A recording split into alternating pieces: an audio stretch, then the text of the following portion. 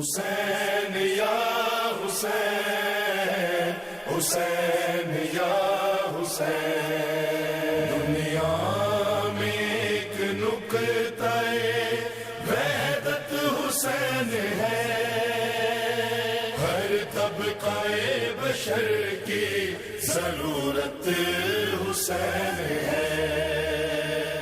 بسم اللہ الرحمن الرحیم۔ ام حسبت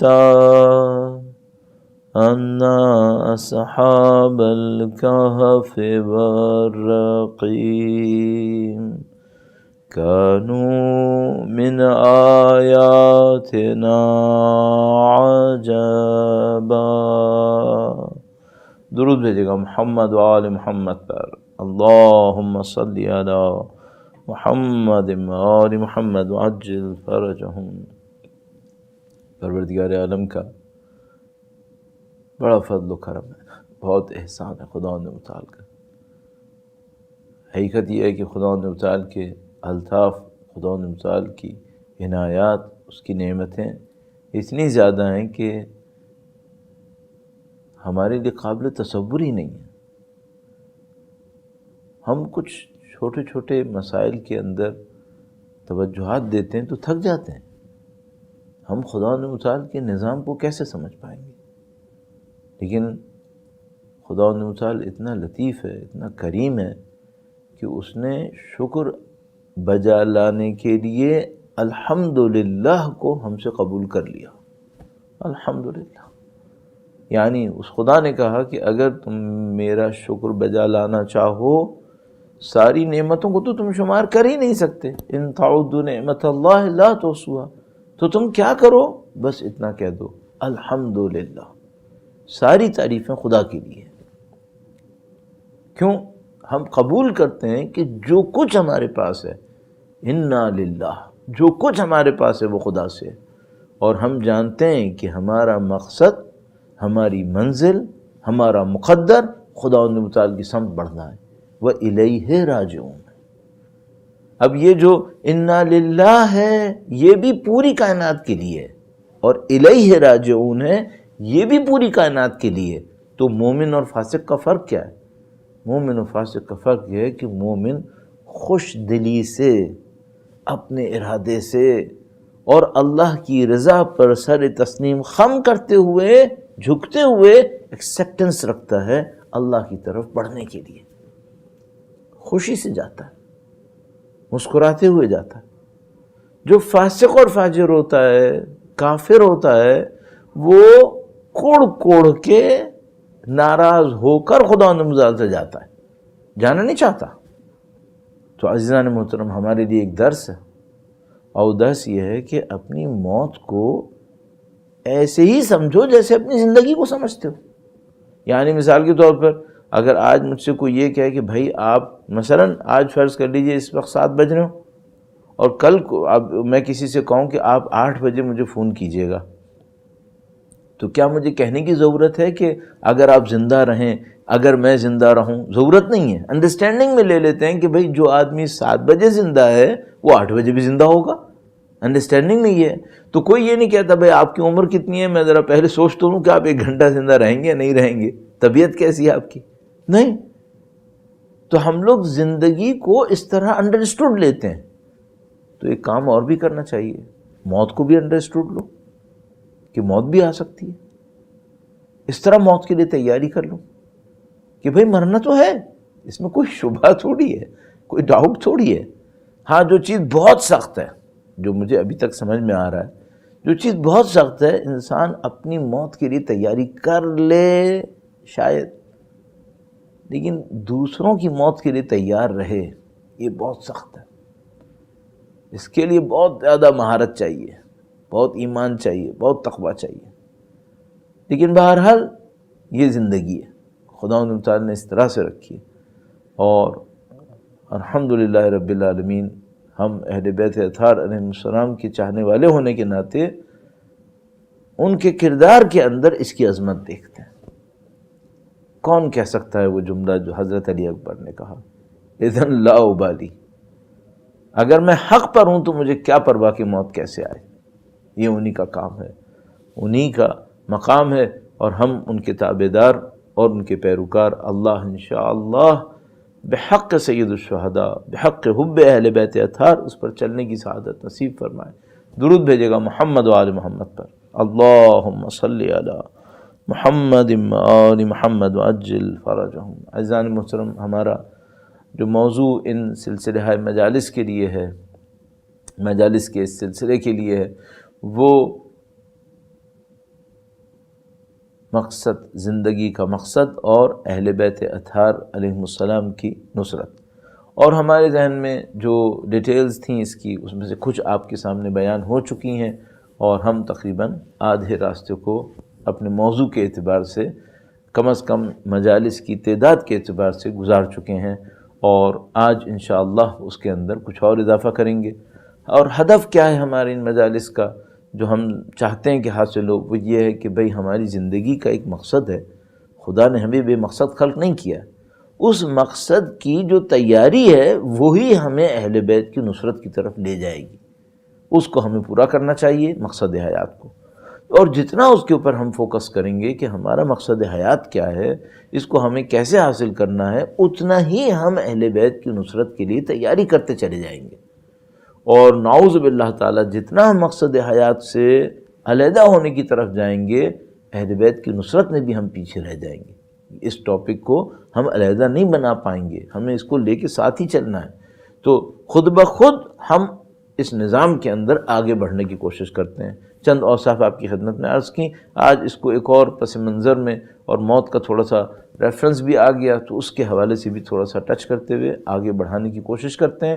وقت کے امام کے حضور ادائے احترام کے لیے، ان کی جد امجد کی شہادت کی تسلیت پیش کرنے کے لیے، مرحومین کے درجات کی بلندی کے لیے، آپ کی ہماری صحت سلامتی کے لیے انشاءاللہ امام اپنی نصرت کے لیے قبول فرمائے. درود بھیجیں محمد و آل محمد پر. اللہم صلی علی محمد و آل محمد وعجل فرجہم. عزیزان محترم، ہم سب اس بات کو جانتے ہیں کہ یہ جو دنیا ہمارے سامنے ہے یہ ہمیشہ نہیں رہے گی. خدا ابدی ہے، ازلی ہے. خدا نے مخلوقات کو بھی جو خلق کیا ہے وہ فیزز آف لائف میں چینج ہوتی رہیں گی. ہم اس فیز آف لائف میں، جس کو ہم دنیا کہتے ہیں، یہاں سے مریں گے انشاءاللہ. مرنے کے بعد ایک اور فیز آف لائف میں جائیں گے، اس کے بعد ایک اور فیز آف لائف میں جائیں گے. ہم بھی اس طرح سے جیسے کوئی سوچے کہ مرے تو ختم ہو گیا، نہیں، ایسا نہیں ہوگا. ہم سب جانتے ہیں، ہم آخرت کے قبول کرنے والے ہیں. ہم سب جانتے ہیں کہ ہم بھئی یہاں سے نکلیں گے، کہیں اور جائیں گے، ایک اور فیز آف لائف میں داخل ہو جائیں گے. صحیح. یہ جو فیزز آف لائف ہیں یا ایگزسٹنس ہیں، یہاں ایک ٹائپ کی ایگزسٹنس ہے، آگے ایک اور ٹائپ کی ایگزسٹنس ہوگی. تو بیسک کوشچن جو ابھی ہمارے پاس ہے وہ یہ کہ یہاں سے کون سی چیز ہوگی جو وہاں جائے گی. بھئی یہاں میں ایک گھر میں رہتا ہوں، کیا یہ گھر وہاں جائے گا؟ گھر کا مطلب اگر یہ فزیکل اسٹرکچر ہے، سیمنٹ ہے، بجری ہے، اسٹیل ہے، یہ نہیں جانے والا، یہ نہیں جائے گا. ہم سب کو معلوم ہے. بھئی اگر میری کوئی پراپرٹیز ہیں، میرے پاس کوئی لینڈ ہے، کوئی بلڈنگ ہے، کوئی گاڑی ہے، ایون جو کنیکشنز میرے لوگوں کے ساتھ ہیں، یہ کیا اس دنیا میں ایسے مل جائیں گے؟ نہیں، ایسے نہیں ملیں گے. تو کیا کرنا ہوگا؟ ان کو کسی اور شکل میں مجھے لانا پڑے گا، تب وہاں پہنچ جائیں گے. تو مثال کے طور پر ایسے ہی میں کہہ رہا ہوں، میرے ذہن میں آتا ہے کہ بھئی میں نے کسی کے ساتھ صدقہ خیرات کیا، نیکی کی. خیرات کا مطلب نیکی ہوتا ہے. تو نیکی کی، مثلا میں نے کسی کے ساتھ کسی کو کھانا کھلا دیا. یہ جو میں نے کھانا کھلایا یہ وہاں مل جائے گا؟ یہی کھانا اسی طرح نہیں ملے گا، ایسے نہیں ملے گا. لیکن اگر یہ میں نے خلوص کے ساتھ اللہ کی راہ میں دیا تھا تو خدا اس کے بدلے میں مجھے اور کچھ نصیب کرے گا جو اس سے کہیں بڑھ کر ہوگا. شرط کیا ہے؟ شرط یہ ہے کہ آپ ایلیجیبل ہو جائیں کہ یہ چیز وہاں ٹرانسفر ہو جائے. یہ گھر کیا وہاں مل سکتا ہے؟ اس سے بہتر مل سکتا ہے، لیکن صرف کیا کرنا ہوگا؟ کوئی ایسا کام کرنا ہوگا کہ یہ وہاں ٹرانسفر ہو سکے. اور اس کے لیے خدا متعال نے ایک آیت کریمہ ارشاد فرمائی ہے. سینکڑوں آیتیں ارشاد فرمائی ہے اسی ٹاپک کے اوپر، لیکن ایک آیت کریمہ میں تذکرہ کر رہا ہوں، ما عندکم ینفد وما عند اللہ باق، جو تمہارے پاس ہے وہ ختم ہو جائے گا، اور جو اللہ کے پاس گیا وہ باقی رہے گا۔ یہ اسکیل ہے، یہ اسٹینڈرڈ ہے۔ میں اونر ہوں مثلا 1 ملین کا، کرنسی نہ بولوں اچھا ہے، 1 ملین کا اونر ہوں، اب یہ 1 ملین یہاں پہ رہے گی یا وہاں جائے گی؟ یہ بتاؤ کہ یہ تم نے کس کو دی تھی؟ اگر یہ 1 ملین تم نے اپنے ہاتھ میں رکھی ہے، فلاں کو دے کے جاؤں گا، خدا کی خاطر نہیں، یوں ہی، تو پھر یہ یہیں رہے گی، جس کو دیا تھا اسی کے پاس رہے گی۔ لیکن تم ایک کام کر سکتے ہو، مولا فرما رہے، مولا امیر المومنین نے فرمایا، کتنا اچھا ہے کہ تم کسی منزل کی طرف جا رہے ہو۔ بہت خوبصورت مثال ہے، میں آپ کو تھوڑا سا ایلیبریٹ کرنے کی کوشش کرتا ہوں۔ درود بھیجے گا محمد و آل محمد پر، اللہم صلی علی محمد و آل محمد۔ فرمایا کتنا اچھا ہے کہ تمہیں کسی سفر پہ جانا ہو، کوئی تمہارا سامان یہاں تم سے لے اور تمہاری منزل پر تمہارا سامان پورا پورا بڑھا کر وہاں پہ دیتے، نہ تمہیں لے جانے کی مشقت اٹھانی پڑی، نہ اس میں لاس ہوا کوئی، بلکہ اور اضافہ ہو گیا، بڑھ گیا۔ میں تو ٹریولنگ کرتا رہتا تھا، ابھی یہ کووڈ کی وجہ سے ٹریولنگ رکی ہوئی ہے۔ مثلا فرض کیجئے میں ٹریولنگ کرتا تھا، فرض کر لیں کہ بھائی مجھے ایک جگہ سے دوسری جگہ جانا ہے، سامان کی لمٹ فار ایگزامپل 20 kg کی تھی اور میرے پاس تھا 60 kg۔ اب اگر کوئی بندہ مجھے مل جائے اور وہ کہے کہ میں تمہارا سارا 60 kg یہاں سے لوں گا اور جہاں تمہاری منزل ہے وہاں تمہیں 60 نہیں 120 kgs کر کے دے دوں گا، تمہارا اپنا جو تھا اس سے کئی گنا زیادہ اچھا کر کے دوں گا، بڑھا کے دوں گا، میں اس کو دوں یا نہیں دوں؟ آپ کہیں گے بھائی چیک کر لو، ریلائبل ہو، ایسا نہ ہو 60 بھی ہاتھ سے جائے۔ نہیں، بندہ ریلائبل ہے، پاورفل ہے، تو میں دوں یا نہیں دوں؟ تو ہر عقل مند آدمی کہے گا فوراً دے دو، تمہارا تو کام آسان ہو گیا، نہ تمہیں لگیج اٹھانا پڑا، نہ کلیئرنس کروانی پڑی، وہاں پہ تمہیں لگیج بھی مل گیا، بڑھ کے بھی مل گیا، اور پرابلم بھی کوئی نہیں۔ تو مولا امیر المومنین فرما رہے ہیں کہ تم اپنے سامان کو خدا کو کیوں نہیں دیتے؟ جو خدا تم سے وعدہ کر رہا ہے کہ جو کچھ خدا تم سے لے گا وہ بڑھا کے واپس کرے گا۔ اچھا وہ دیا بھی خدا کا ہی ہے، میرا ہے بھی نہیں، وہ دیا بھی خدا نہیں ہے، اور کہتا ہے مجھے دے دو، وَمَن يُقْرِضُ اللَّهَ قَرْضًا حَسَنًا فَيُضَاعِفَهُ لَهُ أَضْعَافًا كَثِيرًا۔ کون ہے جو اللہ کو قرض دے تو خدا بڑھا کے واپس کرے؟ آج یہاں پہ دے دو، کل خدا وہاں بڑھا کے واپس کر رہا ہے۔ مَا عِندَكُمْ يَنْفَدُ، اور جو تمہارے پاس رہ جاتا تو اس نے تو ویسے ہی مر جانا تھا۔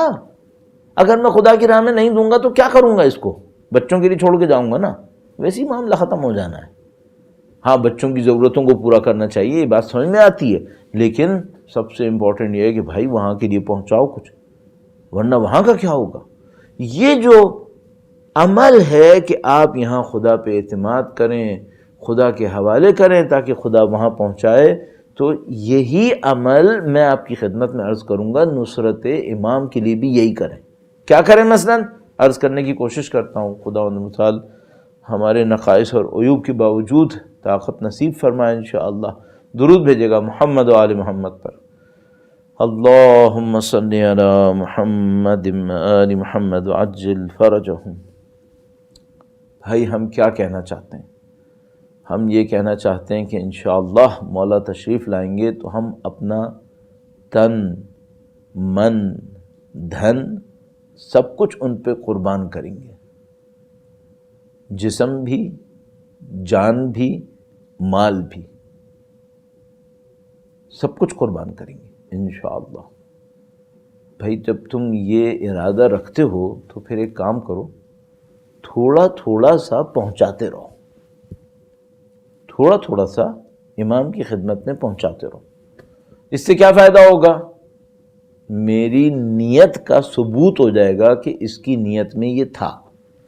ایک دفعہ ہوتا ہے ہم ایک کلیم کرتے ہیں، کوئی آتا ہے میرے پاس کہتا ہے مولانا مثلا یہ کام ہے، تو میں کہتا ہوں تم پرواہ نہیں کرو میں یہ کام کروں گا۔ کہتا ہے کب کریں گے آپ؟ کہتا ہوں بس میں کر دوں گا۔ اس کے بعد وہ 1 مہینے بعد ملتا ہے، مولانا کچھ کیا؟ یہ میں کر دوں گا، میں تمہیں بتا رہا ہوں کر دوں گا۔ تو کہتے ہیں بھائی کب کرو گے؟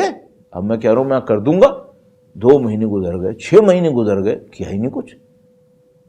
تو اس کا حق نہیں ہے کہ مجھ سے خفا ہو کہ بھئی دعوے تو تم اتنے بڑے بڑے کر رہے تھے کروں گا لیکن کیا تم نے کچھ بھی نہیں ہے، ابھی بھی تم کہہ رہے ہو کر دوں گا. تو بہتر کیا ہوتا جب وہ کہہ رہا تھا مجھ سے کہ بھائی مولانا یہ کر دو، اور میں نے کہا تھا میں کروں گا، تو اسٹارٹ تو کر لیتا نا، تھوڑا سا شروع تو کر لیتا. اگر میں شروع کر لیتا تو کیا ہوتا؟ یہ ثبوت ہوتا کہ میں اپنی نیت میں سچا ہوں، میں اپنی نیت میں صحیح بھی ہوں. اور خدا نہ کرے نعوذ باللہ تعالی اگر اس کے بعد کوئی ایسی مشکل آتی کہ میں نہ کر سکتا ہوتا، تب بھی خدا مجھے اجر دے دیتا. کیوں دے دیتا؟ وہ اس لیے دے دیتا کہ بھائی میں نے اسٹارٹ تو کر لیا تھا نا، شروع تو کر لیا تھا، بعد میں میری طاقت نہیں رہی کوئی بھی وجہ سے. تو آپ اور میں کیا دعویٰ کر رہے ہیں؟ امام کی نصرت انشاءاللہ خدا قبول فرمائے. تو کیا کریں اس کے لیے؟ تھوڑا سا محنت شروع کرو، تھوڑا سا خدا مثال کی راہ میں امام کی نصرت کے لیے تھوڑا بڑھانا شروع کریں. تو ممکن ہے مجھ سے کوئی یہ کہ مولانا میں صدقہ دیتا ہوں، تو میں یہ کہوں گا کہ بھائی ذرا سا ایسا کر لو کہ تمہاری نیت کا جو بھی ارادہ ہے کہ امام آئیں گے تو میں یہ کروں گا، اس کا کچھ پرسنٹ نظر آئے. پھر ایسا نہ ہو کہ بالکل فالتو کا کوئی کام کر کے میں یہ کہوں کہ مولا یہ میری نیت کا اظہار ہے. یہ بہت اچھا اظہار نہیں ہے، یہ بہت ہلکا اظہار ہے. تو تھوڑا سا سیریسنس کے ساتھ. تو تھوڑا سا اور بتاؤں آپ کی خدمت میں عرض کروں، انشاءاللہ کسی کی طبیعت پہ سختی کا سبب نہ بنے انشاءاللہ تعالی، اور آسانی کا ہی سبب بنے. بعض اوقات ہم لوگ امام کی محبت کو بیان کرتے کرتے ایسا سخت کر دیتے ہیں کہ کوئی یہ کہنے لگتا ہے کہ بھائی آپ لوگ تو اتنا سخت کر رہے ہیں کہ ہمیں ویسے ہی ڈرا دیا آپ نے. نہیں، ڈرانے کی عرض کوئی ضرورت نہیں ہے، نہ ڈرانے کا ارادہ ہے. ارادہ کس بات کا ہے؟ ایشو کی سیریسنس کو فیل کیا جائے، ایشو کی سیریسنس کو فیل کیا جائے. تو ایک مثال عرض کروں گا انشاءاللہ.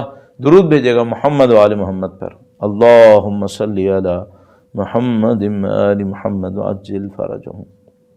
اپنے لیے عرض کر رہا ہوں، اگر میں یہ سوچ رہا ہوں نا کہ امام تشریف لائیں گے تو میں قرآن کریم کے اوپر کوئی محنت کروں گا، ابھی شروع کرو، ابھی کچھ محنت کر لو. امام تشریف لائیں گے میں ہر روز نماز شب پڑھا کروں گا، ابھی کیوں نہیں پڑھتے؟ ابھی پڑھ لو.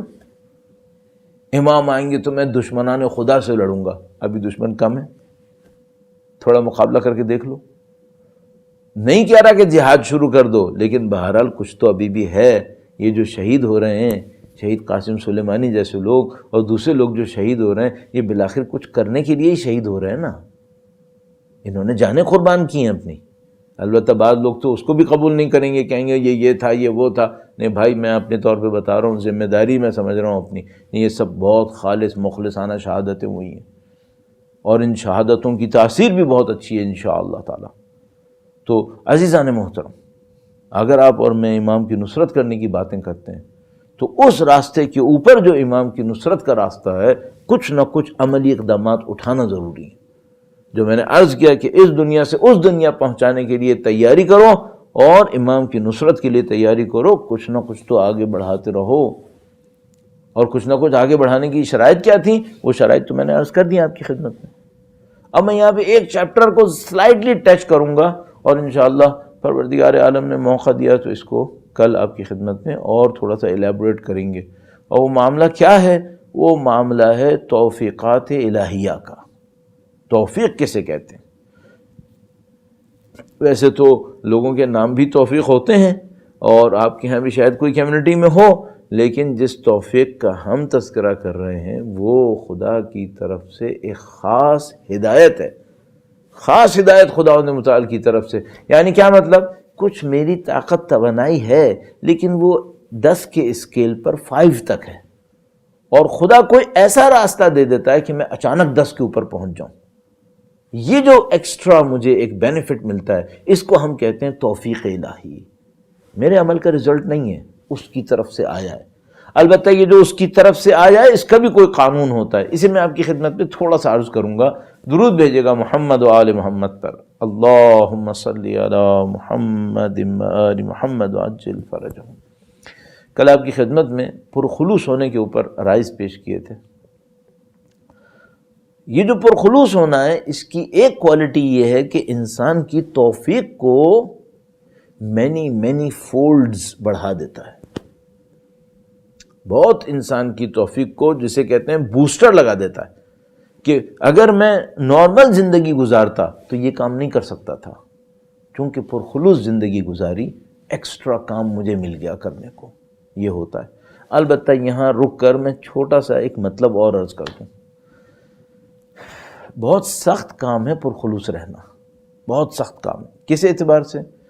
سوسائٹی میں پرومیننس مل رہی ہو کسی بات پر اور انسان اس کام کو خلوص کے ساتھ کرے، پرومیننس کی خاطر نہ کرے، بہت سخت کام ہے۔ دنیا میں طریقہ کار کیا ہے لوگوں کا؟ اہل دنیا کا طریقہ کار یہ ہے کہ اگر ان کو پرومیننس گناہ پہ مل رہی ہو تو گناہ کریں گے، اگر پرومیننس دکھانے میں متقی بننے پہ مل رہی ہو تو متقی بن جائیں گے۔ اگر ان کو یہ پتا چلے کہ اگر ہم فلاں فنکشن کریں گے نعوذ باللہ فسق و فجور کا تو ہمیں سوسائٹی میں ایک پوزیشن مل جائے گی، وہ کر ڈالیں گے۔ اچھا، بعد میں اگر ان کو پتا چلے کہ اگر ہم فلاں کام دین کے نام پہ کریں گے نا تو ہمیں اسٹیٹس ملے گا، وہ بھی کر دیں گے۔ تو بھائی یہ جو اس نے کام کیا یہ خلوص کے ساتھ تھا یا اسٹیٹس لینے کے لیے کیا تھا؟ یہی وہ خطرہ ہے سارا۔ اگر خدا نہ کرے نعوذ باللہ تعالیٰ اسٹیٹس کی خاطر یہ سارے کام کر رہے ہو، پرومیننس کی خاطر اس کام کو کر رہے ہو، کمیونٹی کے اندر میرا ایک لیول ہو، میری ایک بات ہو، میرا وہ جو مختلف جگہوں کے اوپر کہتے ہیں کہ میری ایک اسٹرینتھ ہو اور ایک ٹیکا ہو جس کو کہتے ہیں ہمارے اہل پنجاب، تو اگر اس کی خاطر کر رہے ہو پھر یہ خدا کے نزدیک قبول نہیں ہے، پھر بہت مشکل ہے، تو ریاکاری میں آ جائے گا۔ پھر نہ صرف یہ کہ ثواب نہیں ہوگا بلکہ عقاب ہوگا۔ تو یہ جو بعض اوقات ہمیں دوست احباب کہتے ہیں وہی کہ مولانا ہم کسی بندے کو جانتے ہیں خدا کے لیے نہیں کرتا لیکن کرتا بہت کچھ ہے، یہ بھی کرتا ہے، وہ بھی کرتا ہے، یہ بھی کرتا ہے، ہمیں نظر آ رہا ہے کہ خدا کے لیے نہیں کرتا، تو کرتا کیوں ہے؟ پرومیننس کے لیے کرتے ہیں، اپنے نام کی خاطر کرتے ہیں۔ کل اگر گناہ سے مل رہی ہوتی تو گناہ کو بھی کر دیتے، نعوذ باللہ تعالیٰ۔ تو بہت سارے لوگوں کو آپ جانتے ہوں گے کہ وہ کیریکٹر کے اندر بڑے عجیب ہوتے ہیں اور دکھانے میں دیندار بھی ہیں، یہ بھی ہیں، وہ بھی ہیں، کیوں کر رہے ہیں یہ سب کام؟ پرومیننس، معاشرے کے اندر عزت مل رہی ہے۔ تو خلوص کیا ہوتا ہے؟ خلوص یہ ہوتا ہے کہ آپ اسے کاؤنٹ نہیں کرو کہ یہ ملے گی یا نہیں ملے گی۔ خلوص یہ ہوتا ہے کہ آپ کو مجھے خدا کا بندہ ہوں، میں خدا کی بندگی میں کروں گا، سوسائٹی میں پرومیننس ملے یا نہ ملے، کمیونٹی میں مجھے رسپیکٹ ملے یا نہ ملے، مجھے کیا لینا دینا ہے اس کا؟ کمیونٹی اپنے سر پہ بٹھائے یا نہ بٹھائے، مجھے اللہ کی اطاعت کرنی ہے یا نہیں کرنی ہے، اللہ کی اطاعت کرو۔ یہ خلوص ہوتا ہے۔ اگر کوئی یہ خلوص دکھائے، اور ہیں الحمدللہ رب العالمین، آپ کی کمیونٹی میں بھی دنیا میں ہر جگہ پرخلوص لوگ موجود ہیں الحمدللہ رب العالمین، ان کو اس سے کوئی غرض نہیں ہوتی لوگ کیا بول رہے ہیں، اور اللہ کی خاطر کرتے ہیں۔ سمجھ میں بھی آ جاتا ہے، جو مجھے ابھی تک سمجھ میں آ رہا ہے، طالب علم ظاہر ہے مدت گزر گئی، تو اس طالب علمی میں مجھے جو بات سمجھ میں آئی ہے وہ یہ کہ لوگ پہچان جاتے ہیں کہ یہ خدا کے لیے ہو رہا ہے کام یا خدا کے لیے نہیں ہو رہا ہے، ایسے ہی کچھ ہو رہا ہے۔ کچھ جگہ پہ کنفیوز بھی ہو جاتے ہیں، ہم بھی کنفیوز ہوتے ہیں، لیکن اکثر جگہ پہ لوگ سمجھ جاتے ہیں۔ اور لوگ سمجھے یا نہیں سمجھے، خدا کے فرشتے تو سمجھ ہی جائیں گے، انہیں دھوکہ نہیں ہوگا، وہ بہت اچھی طرح سمجھ جاتے ہیں کہ بھائی یہ خدا کے لیے ہے یا کسی اور کے لیے ہے۔ تو پرخلوص رہو، پرخلوص رہنے کی کوشش کریں۔ آپ کی خدمت میں اس لیے عرض کر رہا ہوں کہ میرے لیے یادآوری رہے کہ بھائی دیکھ بھال کے کام کرو، نفس پرستی کا شکار نہ ہو جاؤ۔ امام کی بارگاہ میں پرخلوص عمل قبول ہوگا اور نہیں قبول ہو رہا۔ انشاءاللہ پروردگار لطف فرمائے گی، پناہ نصیب کرے اس شر شیطان سے اور ہمارے نفس کے شر سے، من شرور انفسنا والسیئات اعمالنا۔ آیت اللہ جوادی عاملی اپنی دعاؤں کے اندر یہ کہتے ہیں، نعوذ باللہ من شرور انفسنا والسیئات اعمالنا، خدا سے پناہ مانگتے ہیں ہم اپنے نفس کے شر سے اور اپنے برے اعمال کے اثرات سے۔ درود بھیجے گا محمد و آل محمد پر، اللہم صلی علی محمد و آل محمد وعجل فرجہم۔ تو عزیزان محترم، یہ توفیق الہیہ کیسے نصیب ہوتی ہے کہ انسان خود بخود آگے بڑھنا شروع ہو جائے؟ جلدی جلدی عرض کروں، جلدی اس لیے کہ انشاءاللہ آج کے اب دن بھی زیادہ وقت نہ لوں آپ حضرات کا۔ ایک بات جو بہت زیادہ توفیق دلاتی ہے وہ تواضع اور انکساری ہے، سچی تواضع۔ ایک تو جھوٹی تواضع ہوتی ہے، لوگوں کے سامنے اپنے آپ کو ہمبل دکھانے کے لیے، لوگوں کے سامنے دکھانے کے لیے کہ میں بڑا کریکٹر کا آدمی ہوں، اور یہ اور وہ سب دکھانے کے لیے۔ اس سے کچھ نہیں ہوتا، اس سے سب، بلکہ شاید الٹا اللہ کی طرف سے مشکل آ جائے گی، پھر عذاب آئے گا۔ پھر ایک ہوتا ہے پرخلوص انکساری تواضع خدا کے لیے، اس سے انسان کی توفیقات بہت بڑھ جاتی ہیں۔ کوئی کمزور ہے، آپ طاقتور ہو، مت سوچو آپ طاقتور ہو، اس کمزور کے ساتھ کھڑے ہو جاؤ۔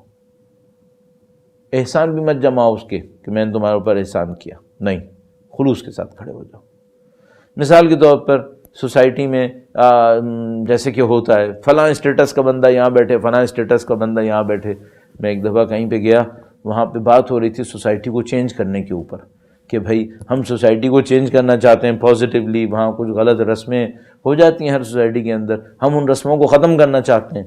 تو جب میں وہاں پہ گیا تو وہاں پہ فرنٹ کے اوپر بہت اچھے سیٹنگ تھی، فرنٹ کے اوپر جو سیٹنگ تھی وہ جس کو ہم لوگ صوفہ کہتے ہیں، بہت آرام دہ سیٹنگ تھی، اور پیچھے جو تھیں وہ تھوڑی سخت کرسیاں تھیں۔ تو میں نے ان سے یہ عرض کیا، میں نے کہا بھائی اگر آپ سوسائٹی میں سے غلط رسموں کو ختم کرنا چاہتے ہیں نا تو پہلے اس کو ختم کر لیں۔ یہ جو یہاں بیٹھیں گے فرنٹ پر، ان کو خود بخود اچھی پوزیشن ملی ہے، پیچھے والوں کو نہیں مل رہی ہے۔ آگے کون بیٹھے؟ تقویٰ کی وجہ سے بیٹھے یا نہیں؟ چونکہ یہ پاورفل ہیں اس لیے یہاں بیٹھے، یہ پیسے والے ہیں اس لیے یہاں پر بیٹھے۔ اگر آپ نے تقویٰ پرہیزگاری کی وجہ سے ان کو بٹھایا ہے تو ان اکرمکم عند اللہ اتقاکم، الحمدللہ رب العالمین۔ نہ علیحدہ چیئرز نہ ڈالو، وہ بھی اچھا ہے، ساری ملا کے کر لو۔ لیکن اگر آپ نے بٹھایا جو سامنے اس وجہ سے بٹھایا ہے کہ یہ پاورفل ہیں، پیسے والے لوگ ہیں، تو پھر تو آپ نے سب سے غلط رسم تو آپ ڈال رہے ہو، پھر کیوں کر رہے ہو یہ؟ تو ممکن ہے کوئی یہ کہ مولانا اس لیے بٹھایا ان کا کنٹریبیوشن زیادہ ہے، تو ظاہر پیسہ زیادہ ہوگا تو وہ 0.1% بھی دے دے گا تو تمہیں تو کنٹریبیوشن زیادہ نظر آئے گا۔ جس بیچارے نے اپنی سیونگ میں سے 5% دیا ہے، اس کا پیسہ اتنا سا ہے، اس کا 5% بھی اتنا سا ہے، اس کو تو آپ نہیں دو گے ایسی رسپیکٹ۔ اور اس کے پاس پیسہ بہت تھا، اس نے 0.1% دے دیا تو وہ تو بہت زیادہ ہو جائے گا، تو آپ تو اس کو رسپیکٹ دو گے، جبکہ قربانی اس نے زیادہ دی تھی۔ تو عزیزان محترم، میں نے شاید ایسی ڈیٹیلز میں چلا گیا جو سختی کا سبب بن جائے، لیکن جو بات ہے وہ کیا ہے؟ انکساری دکھاؤ، تواضع دکھاؤ، ہمبلنس دکھاؤ۔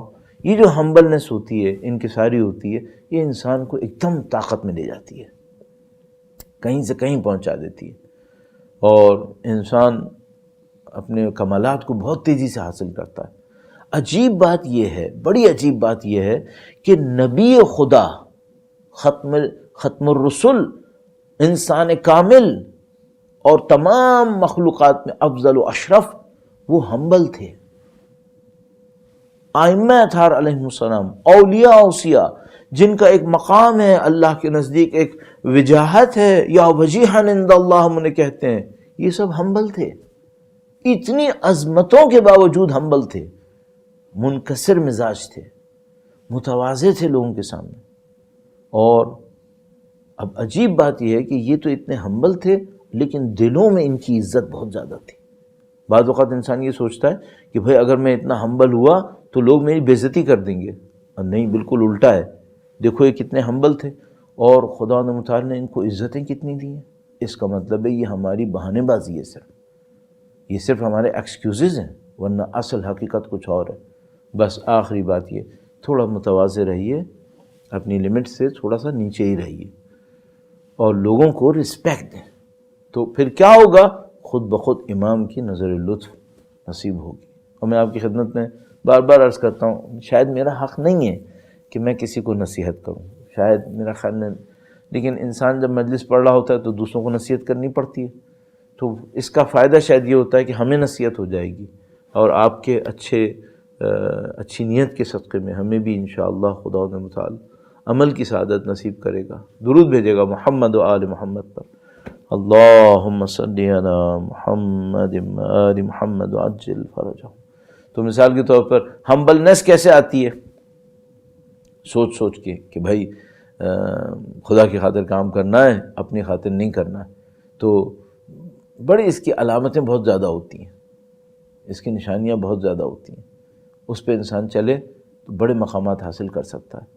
تو مثال کے طور پر فرض کر لیتے ہیں، ایسے ہی میں کہہ رہا ہوں اپنے ذہن کے اندر سوچتے ہوئے کہ بھائی آپ ایک جگہ کے اوپر آئے اور اس جگہ کے اوپر آپ کو رسپیکٹ ملنی ہے، لیکن آپ دیکھتے ہیں کہ کسی اور کو رسپیکٹ نہیں مل رہی ہے، کیوں؟ اسے کوئی جانتا نہیں ہے۔ آپ رسپیکٹ دے سکتے ہیں اسے، دوسرے لوگ تو نہیں دے رہے، آپ دے دو رسپیکٹ، آپ اس کا احترام کر لو۔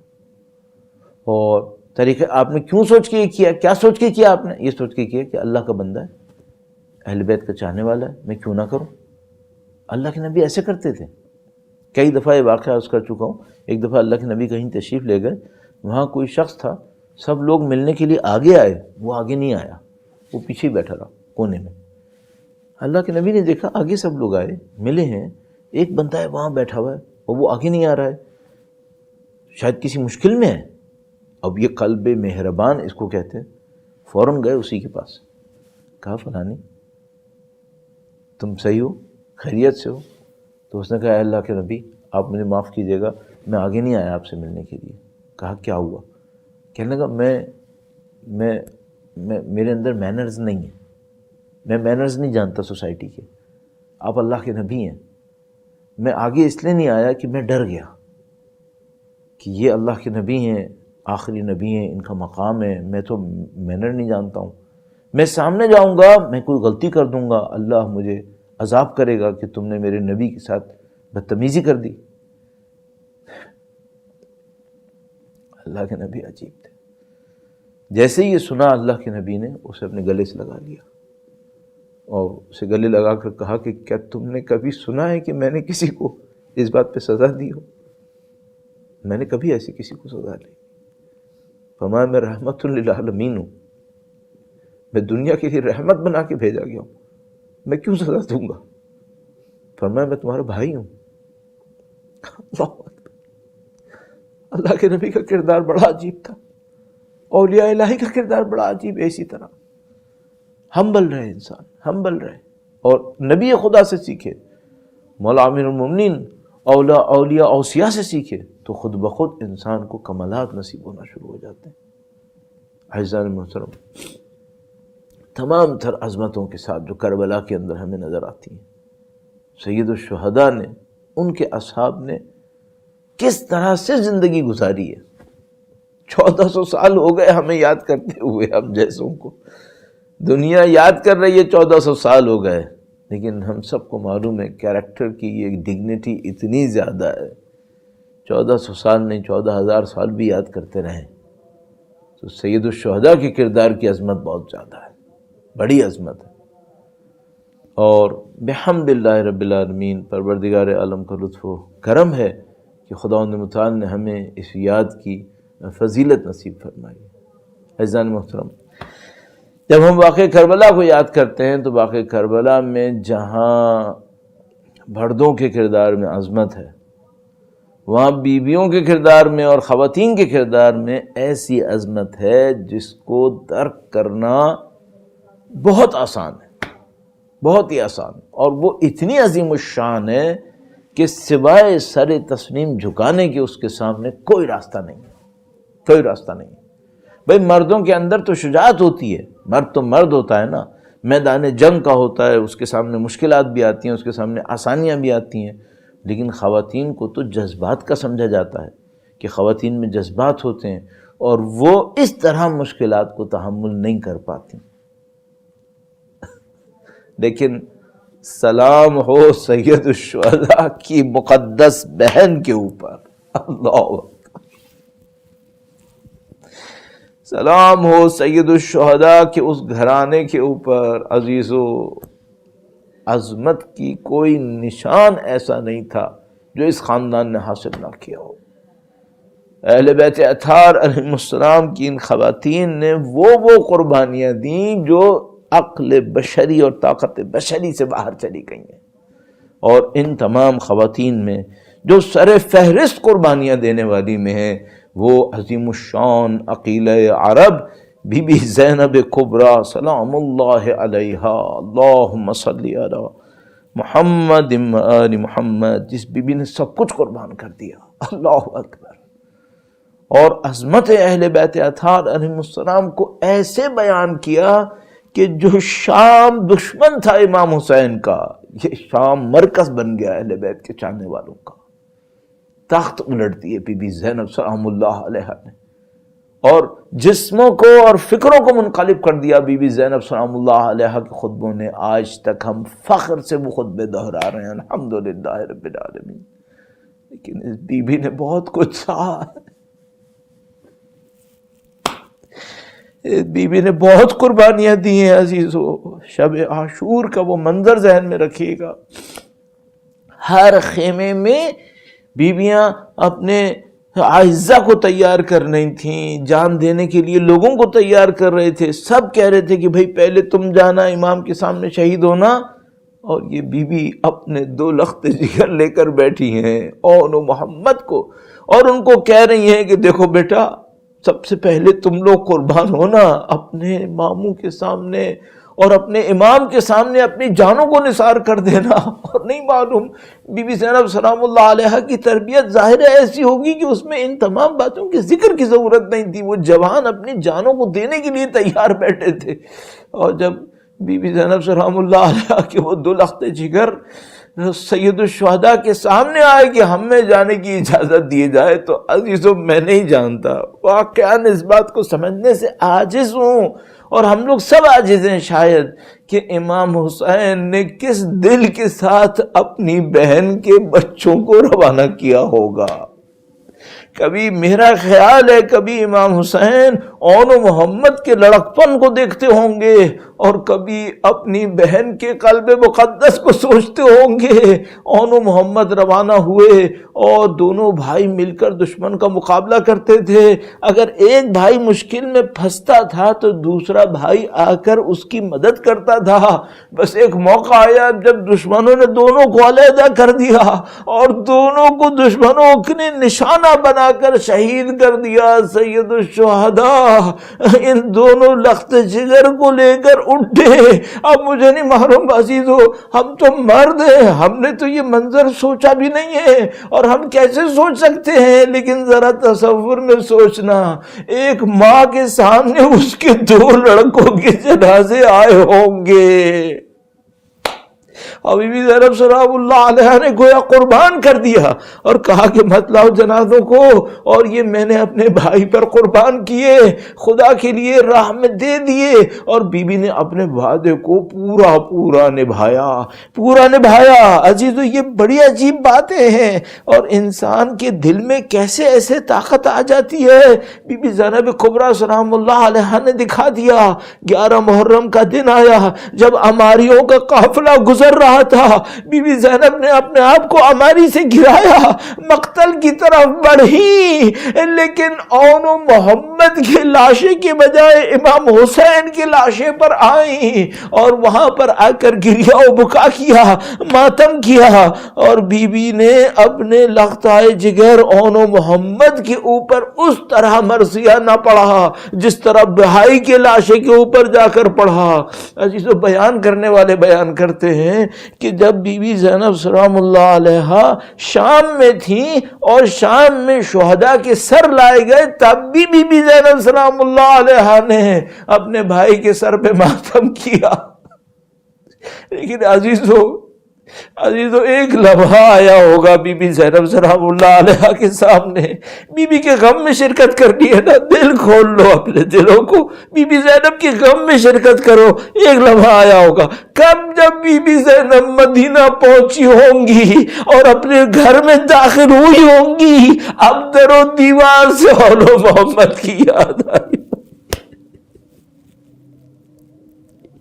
سلام ہو اس بی بی کی عظمت کے اوپر، سلام ہو اس بی بی کے صبر کے اوپر، سلام ہو اس بی بی کی قربانیوں کے اوپر۔ الا لعنت اللہ علی القوم الظالمین وسیعلم الذین ظلموا ای منقلب ینقلبون۔ پروردگارہ تجھے واسطہ نبی اولاد نبی کا، تجھے واسطہ بی بی زینب سلام اللہ علیہ کے قلب صبور کا، ان کی نورانیت سے ہمارے دلوں کو منور فرما اے پاک پروردگار. جو تو نے صبر اللہ کی راہ میں اپنی راہ میں ان کی قلوب پہ نازل فرمایا اس کی تجلیاں ہمارے دلوں پہ بھی نازل فرما. اے پاک پروردگار جس طرح بی بی نے ان قربانیوں کے راستے کو گزارا ہے خدایا ان کی عظمت کو سمجھنے اور اس سے سیکھنے کی سعادت نصیب فرما. اے پاک پروردگار امام کے ظہور مبارک میں تعجیل فرما. ہمیں ہماری نسلوں کو ان کی جانثاروں میں قرار فرما. پروردگار زندگی کا اختتام اہل بیت اطہار کی بہترین محبتوں پہ قرار فرما. ربنا تقبل منا انك انت السميع العليم وتب علينا انك انت التواب الرحيم بجاه محمد وإترته الطاهرين وعجل في فرج مولانا صاحب الزمان. اللهم صل على محمد وآل محمد وعجل فرجهم.